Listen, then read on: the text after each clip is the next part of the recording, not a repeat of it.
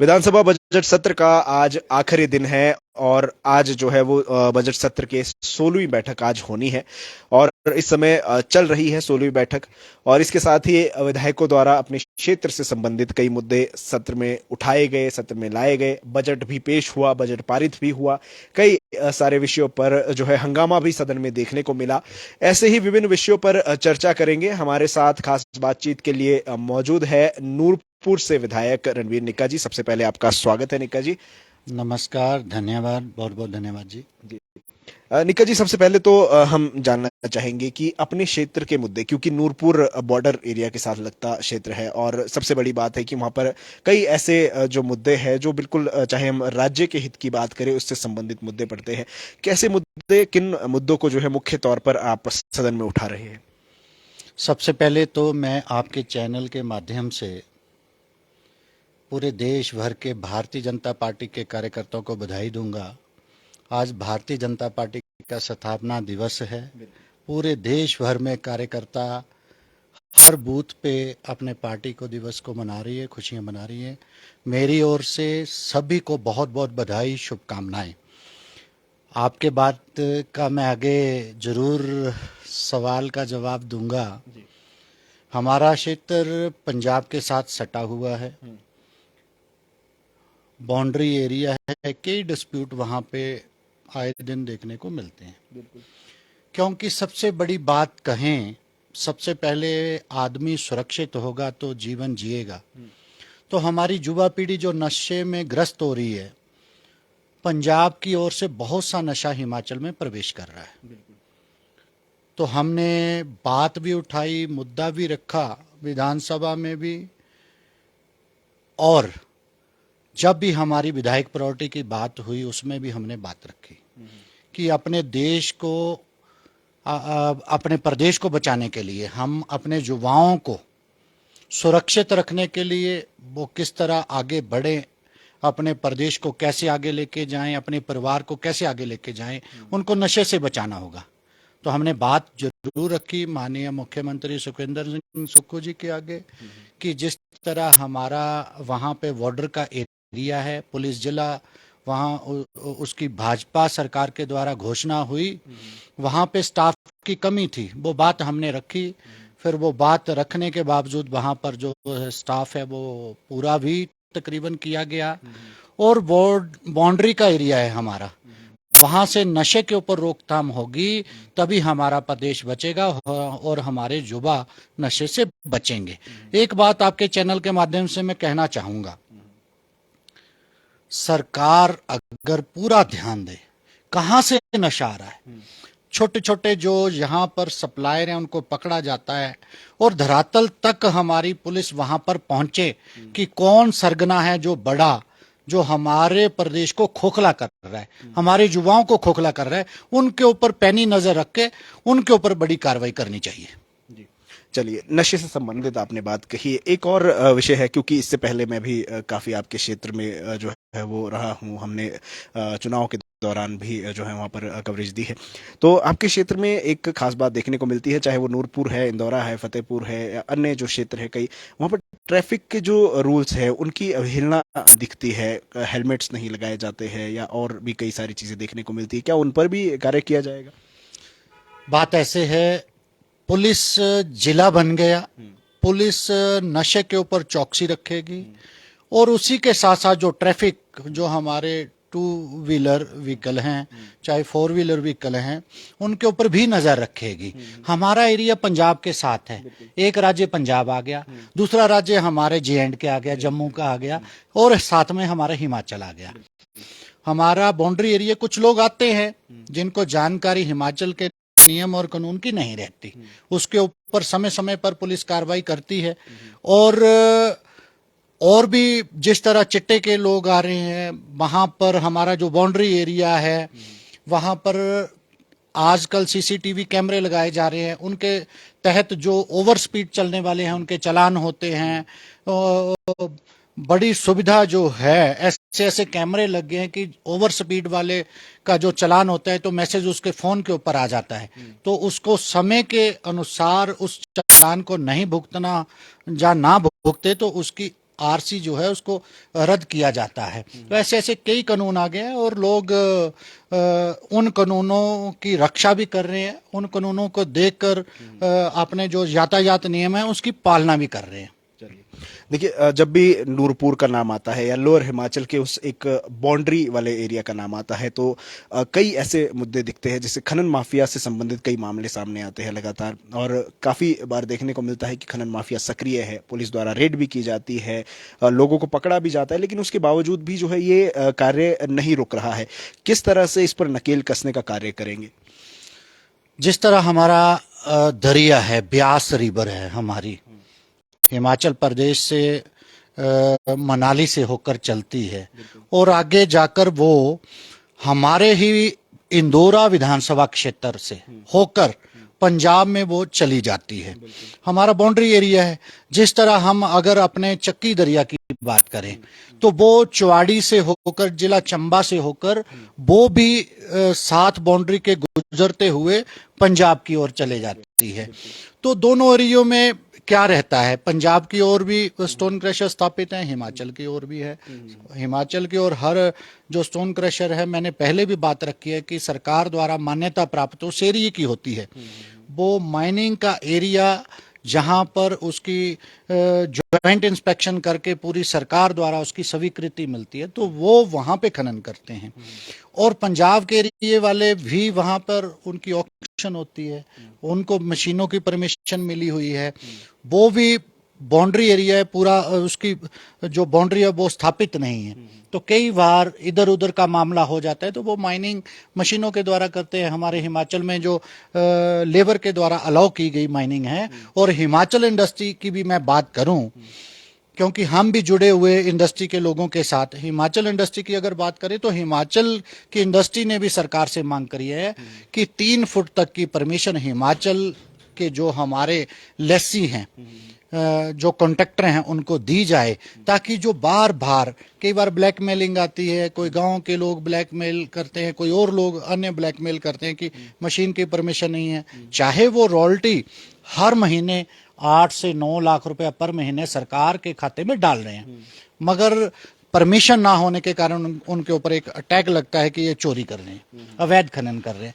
जबकि हमारी इंडस्ट्री हिमाचल की बोलती है कि 3 फुट तक की परमिशन अगर हमें सरकार देती है तो हमारे ऊपर से जो इलीगल माइनिंग का, खनन माफिया का टैग है वो हट जाएगा, और हमारी इंडस्ट्री को भी सरकार का आशीर्वाद मिले, क्योंकि इंडस्ट्री है ये ऐसा प्रोडक्ट है, घर बनाने से लेकर, शौचालय बनाने से लेकर, गली बनाने से लेकर, सड़क बनाने से लेकर, एम्स तक के भवन जो बनने हैं उनके निर्माण के लिए हमें जो इस मटेरियल की जरूरत रहती है।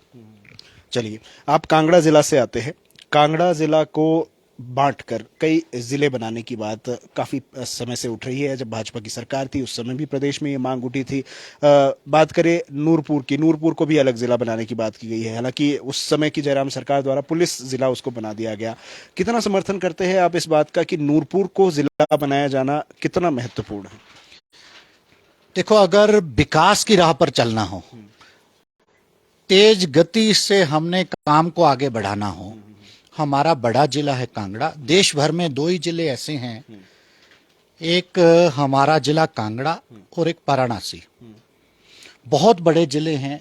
अगर हमारे जिले छोटे हो जाते हैं, जिला बनना कोई बुरी बात नहीं है, कुछ लोगों को लगता होगा कि बंटवारा, बंटवारा नहीं, विकास अगर देखना हो तो उसमें अगर हमारा नूरपुर जिला बनता है तो बहुत अच्छी बात है, लोगों को सुविधाएं प्रदान होती है। जिस तरह पुलिस जिला बन गया, बाउंड्री एरिया है, आए दिन कई वारदातें होती है। पीछे आपने देखा होगा पंजाब में खालिस्तान के मुद्दे ले लो, नशा माफिया की बात कर लो, इलीगल माइनिंग की बात कर लो, और 100 बातें, सुरक्षा के लिहाजे से बात कर लो।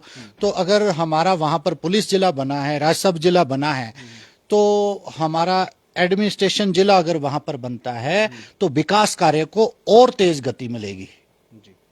चलिए, देखिए, कांगड़ा जिला की हम बात करते हैं। बजट में जो है, जब बजट पेश हुआ तो उसमें कांगड़ा जिला को एक टूरिज्म कैपिटल बनाने की बात की गई है। आपको क्या लगता है कितना जो लाभ है वो कांगड़ा के लोगों को इससे मिलेगा? देखो, हिमाचल प्रदेश एक ऐसा प्रदेश है जिसमें हर चीज है, हर प्रकृति में वो चीज है, जिस तरह शुद्ध पानी, शुद्ध वातावरण, शुद्ध जंगल, इतने अच्छे ग्रीन जंगल हमारे हिमाचल प्रदेश में हैं। अगर बात करें तो बर्फ के इतने अच्छे अच्छे पहाड़ है, धौलाधार जैसी जहां पर पहाड़ियां हैं। तो टूरिस्ट का हब यहाँ पर बनना बहुत जरूरी है। हम कई विदेशों में भी जाते हैं, देश के अन्य अन्य कोने में भी जाते हैं, वहां का जो क्लाइमेट है एक जैसा है। कई कई जगह देखो तो गर्मी है, वहां पे ठंड नहीं होती।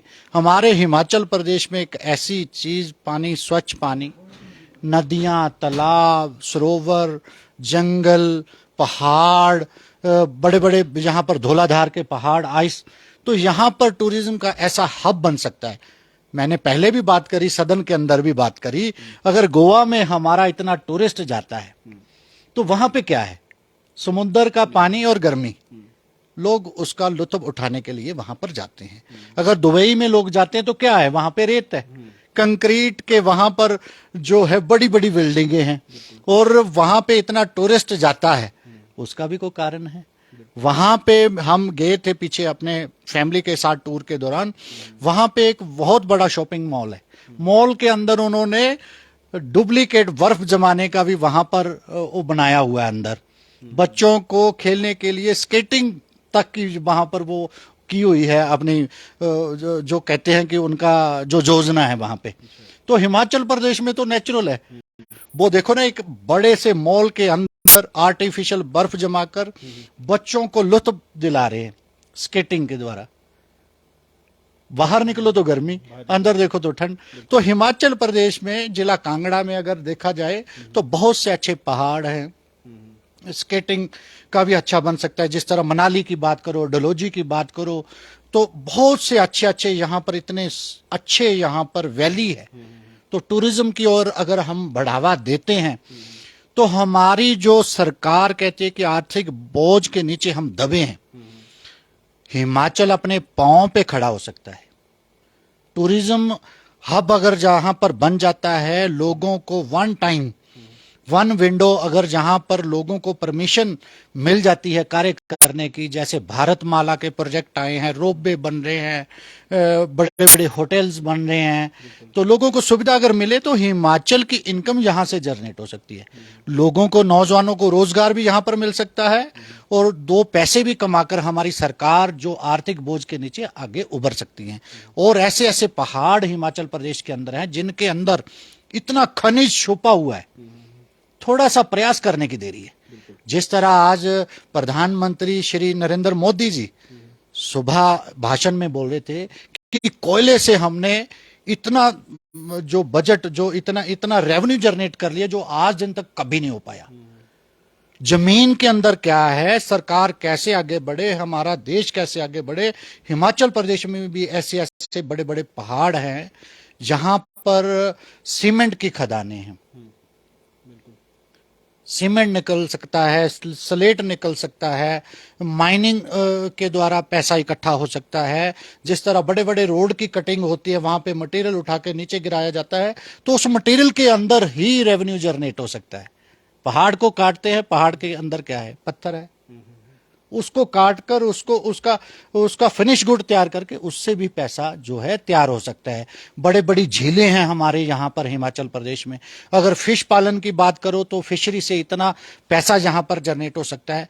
जब तक हमारी सरकारें धरातल पर जाकर रेवेन्यू कहाँ से आ सकता है, जिस तरह माननीय सुखविंदर सिंह सुक्खू की सरकार ने पानी के ऊपर टैक्स लगाकर अगर हमें रेवेन्यू आता है तो हमारे हिमाचल आगे बढ़ेगा। तो इसी तरह अनेकों स्थान ऐसे हैं जहां पर हिमाचल प्रदेश की जो संपदा है उसके अंदर इतने खनिज हैं, जब वो खनिज खराब हो रहे हैं, उनसे इनकम नहीं आ रही, तो सरकार तो नीचे जाएगी। तो ये मेरा कहना है। चलिए, बजट को कैसे देखते हैं? बजट को हिमाचल प्रदेश में जो हमारे यहाँ पर माननीय सुखविंदर सिंह सुक्खू जी सरकार ने दिया, ठीक है, 500 रुपया हमारे कर्मचारियों का, छोटे छोटे कर्मचारियों का बढ़ाया। हम तो ये बात कहेंगे, जिस तरह हमारे हिमाचल प्रदेश की विधायक विकास निधि है हमारी पिछली लैप्स कर दी गई। 50 लाख रुपया हर विधानसभा क्षेत्र में मिलना था, वो नहीं दिया गया। और मैं बात करूं, जिस तरह हमारा जिला कांगड़ा है, जिला कांगड़ा की अगर बात करें, सरकार ने एक कैबिनेट मंत्री दिया है, ऊपर से बजट भी हमारे विधायक निधि हमारी लैप्स हो गई, तो विकास कार्य कैसे होंगे?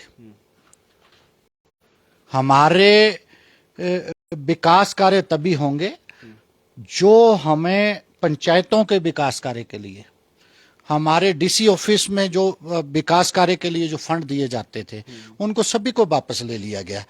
अगर बजट में प्रावधान किया होता, हमारी मातृ शक्ति को किस तरह रोजगार देना है, हमारी महिला शक्ति कैसे आगे आ सकती है, जिस तरह इन्होंने वायदा किया था सरकार बनाने के टाइम कि हम 1 लाख युवाओं को रोजगार देंगे, तो मात्र 25,000 युवाओं के बजट में प्रावधान कर हमारे युवाओं को ठगा गया है। तो अपनी बात के ऊपर टिके रहते, सबसे पहले हमारा युवा आगे बढ़ता, युवा आत्मनिर्भर होता, तो वो अपना परिवार जरूर पालता। तो हम इस बजट की निंदा करेंगे, ताकि युवाओं के साथ धोखा, हमारी मातृ शक्ति को 1500 रुपए देने वाली जो बात कही, उसके नाम पर भी धोखा, बिजली जो फ्री करने की बात थी उसके नाम पे भी धोखा। तो धरातल के लोग क्या चाहते हैं? छोटी छोटी सुविधाएं उनको मिली। जो 10 गारंटियां देकर कांग्रेस सरकार सत्ता में आई, तो कुछ न कुछ वायदा अपना पूरा करती, ताकि हमारे लोग वहां पर खुश होते। यानी आप कह रहे हैं कि प्रदेश सरकार ने जनता को धोखा दिया है? आपके सामने बात करूं तो डीजल पेट्रोल का दाम बढ़ गया, खाद्य तेल का दाम बढ़ गया, चने की दाल का, मूंग की दाल का, तिल, हर चीज का दाम बढ़ गया। हिमाचल प्रदेश के लोगों के ऊपर महंगाई की मार है। ठीक है, इन्होंने ओपीएस देनी थी, तो मैंने पहले बात करी, इनकम जनरेट करो फिर लोगों को दो। अगर आप बोलोगे कि एक आदमी को खुश करने के लिए दूसरे आदमी के ऊपर बोझ डाल दिया गया, रेट बढ़ा दिए गए, वहां से पैसा इकट्ठा कर कर कर्मचारियों को दिया जाना है, तो ये बात ठीक नहीं है। एक व्यक्ति के ऊपर बोझ, एक व्यक्ति को संतुष्ट करना। योजना बनाइए, प्रदेश को आगे लेके जाइए। सरकार है, सरकार के पास बहुत पावर होती है, इनकम जनरेट करने की फुल फ्लेज पावर है। किस तरह से हमने प्रदेश का रेवेन्यू बढ़ाना है, फिर ओपीएस देते हमें कोई इतराज थोड़ी था। चलिए, आखिरी सवाल, सरकार के कांग्रेस सरकार को बने हुए लगभग 100 दिन से ऊपर का समय हो चुका है, इस कार्यकाल को किस तरह से देखते हैं आप? 100 दिन के कार्यकाल को आपको भी पता ही है, घोषणाएं हैं, धरातल पर अभी तक कुछ भी नहीं है। धरातल पर जिस तरह हमारी मातृ शक्ति आस लगाकर बैठी है, 1500 रुपया का इंतजार कर रही है, अभी कुछ भी नहीं है। एक महिला को इन्होंने 1500 रुपया नहीं दिया। युवाओं को रोजगार देने की बात कही गई है। जो आउटसोर्स के हमारे कर्मचारी थे, साथी थे, जिनकी उम्र विचारों की 40 से 45 हो गई, 45 वाले 50 के हो गए, तो उनका रोजगार भी छीना गया, तो वो अभी कहाँ जाएंगे? तो कई बातें सोचकर सरकार को ध्यान में रखना चाहिए कि अपने हिमाचल प्रदेश के लोग हैं, कोई बाहर से कोई भी नहीं है, अपने लोग हैं। अपने लोगों का ख्याल करना अपनी इस सरकार का दायित्व बनता है, उसकी जिम्मेवारी बनती है। तो इस कार्यकाल में अभी तक धरातल पर कुछ भी नहीं है। महंगाई की मार पड़ी है, वो आपके सामने है, मैंने बात करी। युवाओं को अभी तक रोजगार नहीं मिला। महिला शक्ति को जो वायदा किया था, अभी वो इन्होंने 1 रुपया भी उनको नहीं दिया। देखते आगे क्या करते हैं। चलिए, बहुत बहुत धन्यवाद। धन्यवाद जी, बहुत बहुत धन्यवाद आपका, बहुत बहुत धन्यवाद। धन्यवाद।